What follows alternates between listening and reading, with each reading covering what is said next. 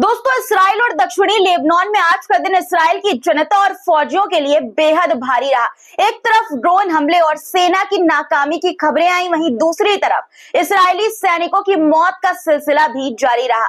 वहीं रूस यूक्रेन जंग के बीच एक बहुत बड़ी खबर ये सामने आई है कि रूस ने यूक्रेन पर न्यूक्लियर अटैक वाली मिसाइल दागी है।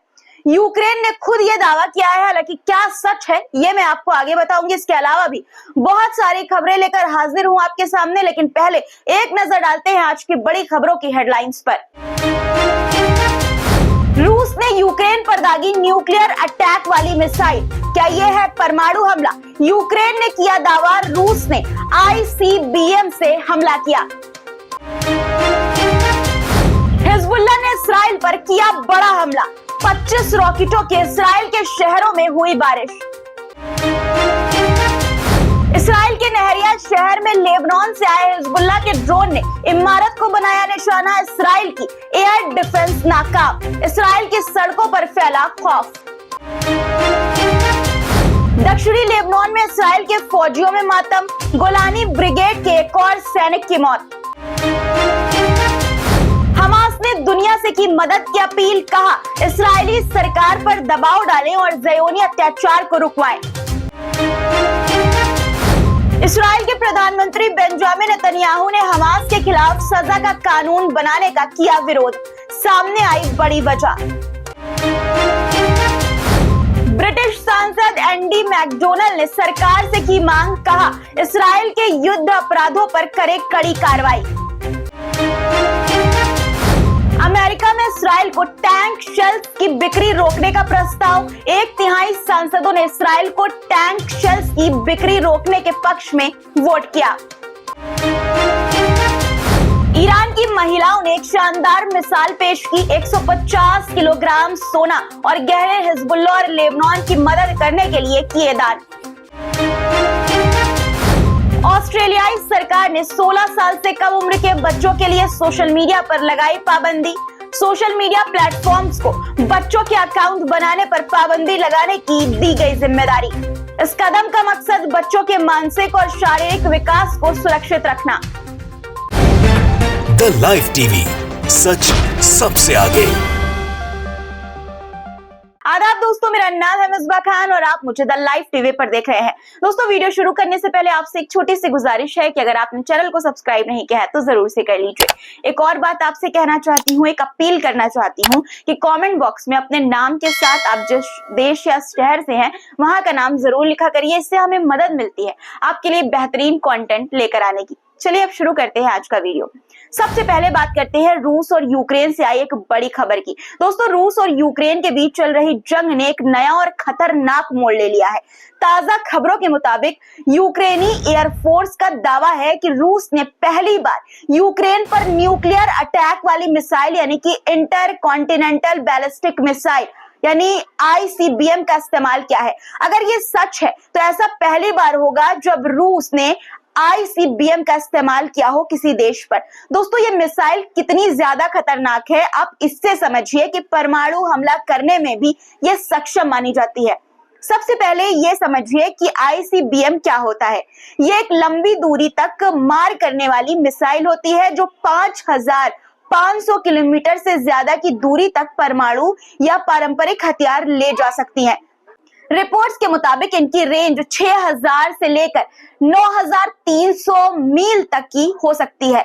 यह मिसाइल बहुत ही तेज और सटीक होती है और इसका इस्तेमाल अब तक सिर्फ डराने या धमकाने के लिए किया गया है। करीब 7 महीने पहले रूस ने अपने कापुस्तिन यार रेंज से इंटर कॉन्टिनेंटल मिसाइल का परीक्षण किया था। तब रूसी रक्षा मंत्रालय ने कहा था कि यह मिसाइल रूस की सुरक्षा को मजबूत करने में मदद करेगी। वहीं रूसी मीडिया के मुताबिक आईसीबीएम एक सॉलिड फ्यूल मिसाइल है जो थर्मोन्यूक्लियर वॉरहेड ले जाने में सक्षम है। दोस्तों, यूक्रेन ने ही यह दावा किया है कि रूस ने उसके निप्रो शहर पर थर्सडे सुबह इंटर कॉन्टिनेंटल मिसाइल यानी आईसीबीएम से हमला किया। स्थानीय लोगों ने एक बहुत जोरदार धमाके की आवाज सुनी जो अब तक के किसी भी धमाके से ज्यादा तेज थी। मीडिया रिपोर्ट्स के मुताबिक ये हमले अस्त्राखान इलाके से किए गए हैं। अस्त्राखान और निप्रो के बीच की दूरी जो है दोस्तों वो 700 किलोमीटर है। हालांकि रूसी अधिकारियों ने इन दावों को झूठा बताते हुए कहा कि हमला इस्कांडर और KN-23 यानी कि KN-23 मिसाइलों से किया गया था, जो पहले भी इस्तेमाल किए जा चुके हैं। उन्होंने ICBM के इस्तेमाल की बात को दुष्प्रचार करार दिया है।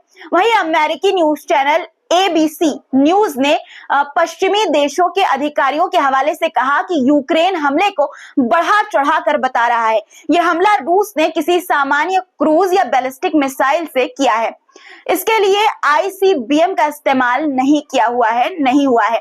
मतलब ये कि इसमें परमाणु चार्ज नहीं था, रूस ने खाली मिसाइल ही दागी है। लेकिन इसे रूस की तरफ से यूक्रेन और उसका समर्थन कर रहे अमेरिका सहित पश्चिमी देशों को कड़े मैसेज के तौर पर देखा जा रहा है। दरअसल इससे पहले बुधवार को यूक्रेन ने ब्रिटेन के स्टॉर्म शैडो क्रूज मिसाइल और मंगलवार को अमेरिकी ATACMS मिसाइल से हमला किया था, जिसके बाद रूस काफी गुस्से में था और उसने अब ये हमला किया है यूक्रेन पर। दोस्तों अब बात करते हैं इसराइल और गजा की। इसराइल एक बार फिर से लेबनान से आए ड्रोन को रोकने में नाकाम रहा, असफल रहा। लेबनान से ड्रोन के घुसपैठ की आशंका के चलते सायरन चालू कर दिया गया शहर में।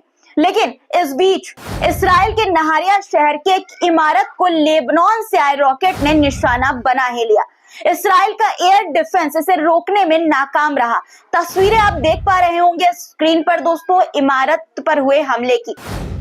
हिजबुल्लाह ने अब तक 25 रॉकेट फायर किए हैं, जिसमें से कई ने नहरिया में सीधा निशाना साधा है। दोस्तों हिजबुल्लाह के रॉकेट हमले में जोरदार धमाके सुनाई दिए। ये धमाके सीधे तौर पर हिजबुल्लाह की मिसाइलों के चलते हुए और इसराइल की सड़कों पर खौफ का माहौल बन गया। यह हमला इसराइल की सैन्य ताकत को चुनौती देने वाले हिजबुल्लाह के बढ़ते आत्मविश्वास को दर्शाता है। दोस्तों इस हमले ने इसराइल को फिर से साबित कर दिया है कि हिजबुल्लाह की क्षमताएं पहले से कहीं और ज्यादा ताकतवर हो चुकी हैं। और दोस्तों इसराइल के कई अधिकारी भी इस बात का दावा कर चुके हैं। वहीं दक्षिणी लेबनान से भी इसराइल के लिए बुरी खबर सामने आई है। इसराइल की गोलानी ब्रिगेड के 13वें बटालियन के एक और सैनिक की मौत की तस्दीक हुई है। दोस्तों इजरायली आर्मी ने माना है कि इस लड़ाई में उनका एक अफसर मारा गया है, उसका नाम गुर कहाती बताया गया है। दोस्तों इसराइल को चोट देने के बाद हिजबुल्लाह और हमास की तरफ से दुनिया से मदद की अपील भी की गई है। फिलिस्तीन से बड़ी खबर आई है। हमास ने फिर से पूरी दुनिया से अपील की है कि वो इस्राएली सरकार पर दबाव डालें और ज़ियोनी अत्याचार को रुकवाएं। उनका कहना है कि इस्राएल अपनी योजनाओं के तहत फिलिस्तीनी लोगों को बेदखल करने की कोशिश कर रहा है। हमास की इस बात का मतलब साफ है, वो चाहता है कि अंतर्राष्ट्रीय समुदाय इस संघर्ष को समाप्त करने के लिए ठोस कदम उठाए। अब बात करते हैं इसराइल की एक मीडिया रिपोर्ट की। इसराइल के उत्तर क्षेत्र में लोकल अथॉरिटीज ने लेबनान के साथ एक्सपेक्टेड एग्रीमेंट को नकार दिया है। वे कह रहे हैं कि हमें ये यकीन नहीं है कि हम अपने निवासियों को वापस लौटने की सलाह देंगे। इसी बीच एक और गंभीर खबर सामने आई है। इसराइल हायोम की रिपोर्ट के मुताबिक प्रधानमंत्री बेंजामिन नेतन्याहू ने हमास के लड़ाकों के खिलाफ कानून बनाने का विरोध किया है।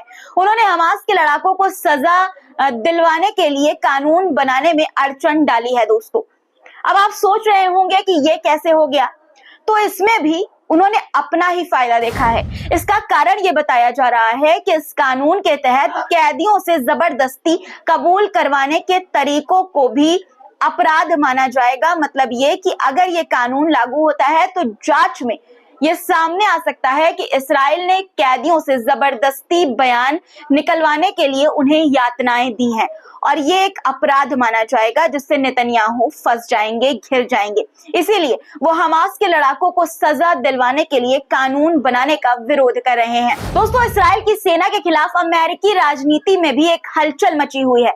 इसराइल के खिलाफ एक नए बिल पर अमेरिकी डेमोक्रेटिक सांसदों ने विरोध जताया है, जिसमें इसराइल को टैंक शेल्स की बिक्री रोकने का प्रस्ताव था।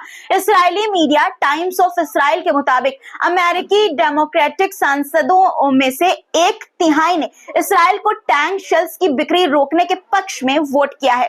हालांकि ज्यादातर डेमोक्रेट सांसदों ने इस प्रस्ताव का विरोध किया, लेकिन इस मामले ने ये साफ कर दिया है दोस्तों कि अब अमेरिकी राजनीति में इस्राएल के खिलाफ असहमति बढ़ रही है। एक तरफ अमेरिका और दूसरी तरफ ब्रिटेन के सांसद एंटी मैकडोनल्ड ने अपनी सरकार से इस्राएल के खिलाफ सख्त कार्रवाई करने की अपील की है। उनका कहना है कि गजा में इस्राएल ने जो अत्याचार किए हैं वे युद्ध अपराध हैं।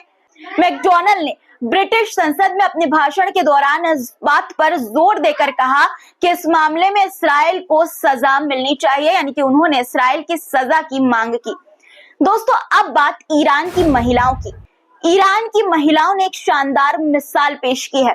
उन्होंने 150 किलोग्राम सोना और गहने लेबनान और इस्लामिक प्रतिरोध संगठन हिजबुल्लाह की मदद के लिए दान किए हैं। ये उनके संघर्ष और बलिदान की भावना को दिखाता है दोस्तों, जो वे फिलिस्तीनी और लेबनान के लोगों के साथ खड़े होने के लिए दिखा रही हैं। दोस्तों, आज के वीडियो में इतना ही। आपको हमारी खबरें कैसी लगी कमेंट बॉक्स में जरूर लिखिएगा। आपका कुछ सुझाव है तो वो भी जरूर लिखिएगा दोस्तों। आपकी राय मेरे लिए बहुत जरूरी है, इसलिए दोस्तों बहुत कीमती है, इसलिए अपनी राय कमेंट बॉक्स में जरूर लिखा करिए। फिर मुलाकात होगी आपसे कुछ नए मुद्दों के साथ। तब तक के लिए अपना और अपने परिवार वालों का ख्याल रखिए। खुदा हाफिज। द लाइव टीवी, सच सबसे आगे।